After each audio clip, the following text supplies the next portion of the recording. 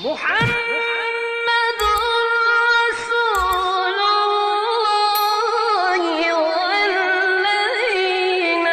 Baik, saya ingin cerita saja bagaimana kronologi sehingga sampai saya kepada satu keyakinan hakul yakin bahwa Ba'alawi bukan keturunan Nabi Sallallahu Alaihi Wasallam. Ini ceritanya panjang sekali, 50 tahun ke belakang. Waktu itu usia saya masih 20 tahun. Dan saya sudah tampil sebagai, ya katakanlah, penceramah muda. Saat itu adalah satu majelis ta'alim di Masjid Ar-Rahmah, Tebet Timur, Jakarta Selatan. Pembicaranya ada satu Habib dan saya mewakili pemuda masjid. Seperti itu kira-kira. Ini sosok Habib ini bercerita seperti ini. Kalau ada Habib yang berzina, yang mabuk-mabukan, yang berjudi, mencuri, jangan kata apa-apa. Nah, ini Habib orang Betawi memang. Kalau bahasa Jawa jangan kata apa-apa, ojo muni apa-apa ngono. Menangai. Kenapa? Mereka adalah cucu Rasulullah. Mereka itu ahli surga. Rasulullah SAW pemegang kunci surga.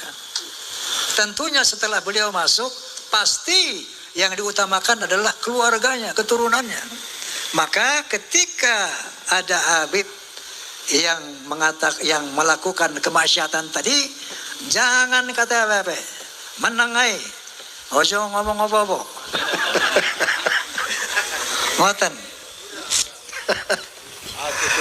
Ini saya saat itu merasa tersentak. Ketika saya giliran naik, saya katakan, Beb, alafu Beb, anak koreksi ente. Itu antum bilang tadi bahwa keturunan Nabi pasti masuk surga walaupun maksiat seperti apapun. Qala ta'ala, a'udzu billahi minasyaitonir rajim. Bismillahirrahmanirrahim. Ya ayuhan nas, inna khalaqnakum min dzakari wa untha wa ja'alnakum syu'uban wa qabaila lita'arafu. Inna akramakum 'indallahi atqakum. Shadaqallahul azim. Beb, Allah Subhanahu wa taala berfirman, wahai manusia, aku telah menciptakan kalian dari seorang laki-laki dan perempuan. Dari sana aku jadikan kamu berbangsa-bangsa. Dari bangsa-bangsa itu aku jadikan kamu bersuku-suku. Seperti contohnya Indonesia. Bangsa Indonesia sukunya ada kurang lebih 700 apa piro? Pinten? Ada Sunda, ada Jawa, Aceh, Padang, Batak, dan banyak lagi yang lainnya. Gimana bangke? Lita'arafu, saling mengenallah. Lita'arafu, saling menghormatilah. Inna akramakum 'indallah atqakum. Sesungguhnya ketinggian derajatmu di sisi Allah adalah takwamu. Bukan dari mana bangsamu, bukan dari siapa keturunanmu. Nabi SAW menyambut firman ini dengan menyatakan, la fadla li'arabiyyin 'ala ajamiyyin illa bittaqwa.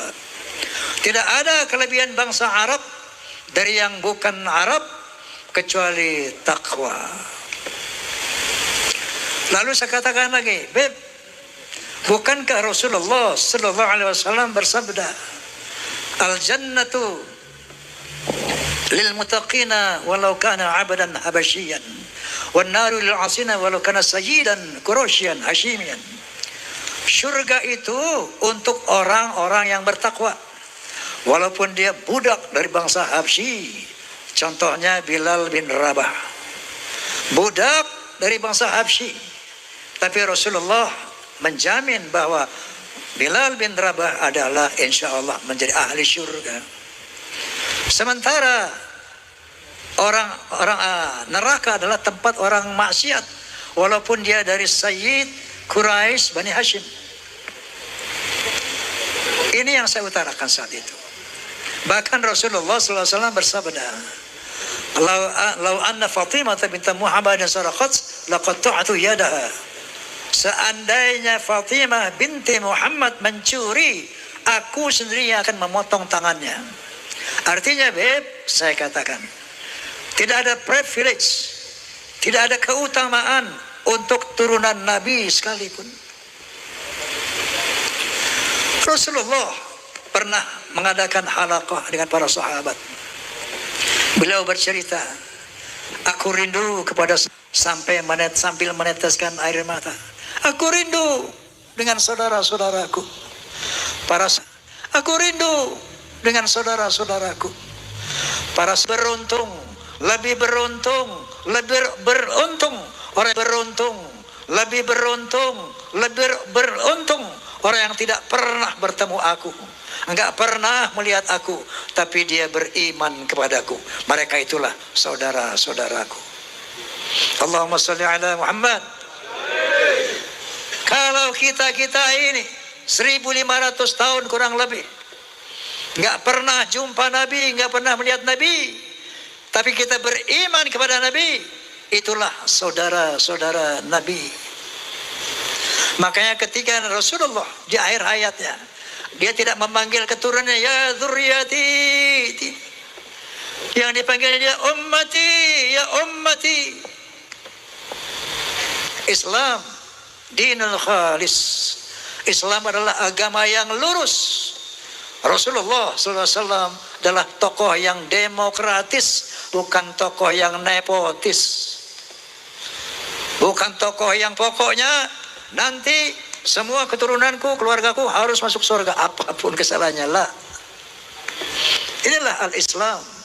Itulah sosok kepribadian Rasulullah sallallahu alaihi wasallam. Setelah saya ngomong begitu, ini 50 tahun yang lalu, hebohlah satu masjid itu. Besoknya saya dipanggil oleh Habib Sepuh. Bang Haji, ente ngomong apa kemarin? Sampai ramai itu orang-orang di masjid. Saya bilang, saya ceritakanlah. Ada Habib ngomong begini, Habib. Saya bilang, qala ta'ala, qala Rasulullah, bla bla bla. Mohon petunjuk, Habib, saya bilang. Apa yang Anda sampaikan itu benar. Apa yang Anda sampaikan itu tidak salah. Tapi saya mohon, jangan ulangi lagi kata-kata seperti itu. Kenapa? Karena itu akan merusak ukhuwah Islamiyah. Sejak saat itu saya pendam dalam perut. Saya melihat berbagai macam arogansi, kemungkaran yang dilakukan Habib. Saya nggak mau bunyi lagi. Saking taatnya saya kepada Habib Sepuh tadi. 50 tahun saya tahan itu. Sampai akhirnya muncul doktrin-doktrin yang tidak bisa diterima akal sehat dan sangat merusak akidah, saya pikir. Itu leluhur kami Al-Faqih Muqaddam, Mi'raj satu malam 70 kali. Astaghfirullahalazim. Rasulullah sallallahu alaihi wasallam hanya diizinkan Allah Mi'raj ke Sidratul Muntaha seumur hidup 1 kali. Ketika ada orang mengatakan bahwa moyang kami bisa Mi'raj 1 malam 70 kali, ini telah merendahkan Rasulullah, telah menghina Rasulullah sallallahu alaihi wasallam. Ada lagi berita-berita khurafat. Leluhur kami kalau tidak malu sama Allah dapat memadamkan api neraka cuma dengan kelingking. Inna lillahi wa inna ilaihi raji'un.